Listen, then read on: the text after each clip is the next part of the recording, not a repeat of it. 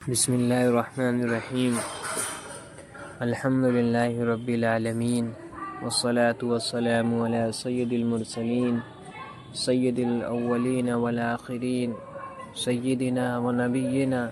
و حبیبنا و امامنا و قدوتنا و مولانا محمد وعلی آلہ و صحبہ اجمعین اما بعد. عن ابی ہریرہ رضی اللہ تعالی عنہ قال قال رسول اللہ صلی اللہ علیہ وسلم من صلی علی واحدۃ صلی اللہ علیہ عشرہ. حضرت ابو ہریرہ رضی اللہ تعالی عنہ سے روایت ہے کہ اللہ کے رسول صلی اللہ علیہ وسلم نے فرمایا، جو شخص مجھ پر ایک مرتبہ درود بھیجے اللہ تعالیٰ اس پر 10 مرتبہ رحمت نازل فرماتا ہے.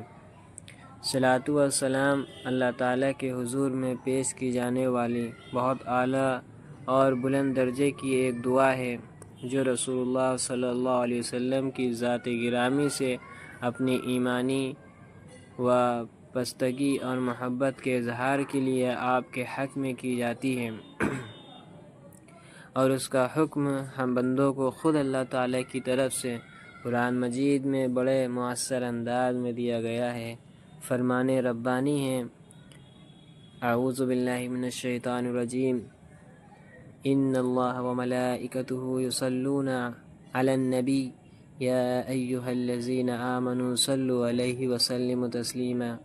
بے شک اللہ تعالیٰ اور اس کے فرشتے نبی پر درود بھیجتے ہیں، اے ایمان والو تم بھی صلاۃ و سلام پیش کیا کرو. اس آیت سے ظاہر ہے کہ اللہ تعالیٰ کے نزدیک یہ کتنا محبوب عمل ہے. اسی آیت کی روح سے فقہا کا اس پر اتفاق ہے کہ رسول اللہ صلی اللہ علیہ وسلم پر صلاۃ و سلام بھیجنا مسلمانوں پر زندگی میں ایک مرتبہ فرض ہے. احادیث میں نام مبارک آنے کے بعد درود نہ بھیجنے والے کو شقی اور بخیل تر لوگوں میں شمار کیا گیا ہے، اور اس سلسلے میں آپ کے ارشادات اتنے سخت ہیں کہ ان کا تحمل دشوار ہے، اور کیوں نہ ہو آپ کے احسانات امت پر اس سے کہیں زیادہ ہیں کہ تقریر و تحریر ان کا شمار کر سکیں.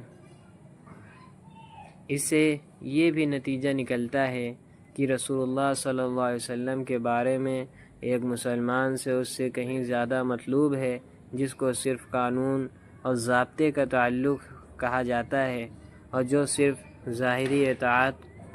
سے پورا ہو جاتا ہے، بلکہ اس سے بڑھ کر وہ پاس و ادب، عشق و محبت اور شکر و اطمینان کا جذبہ بھی مطلوب ہے،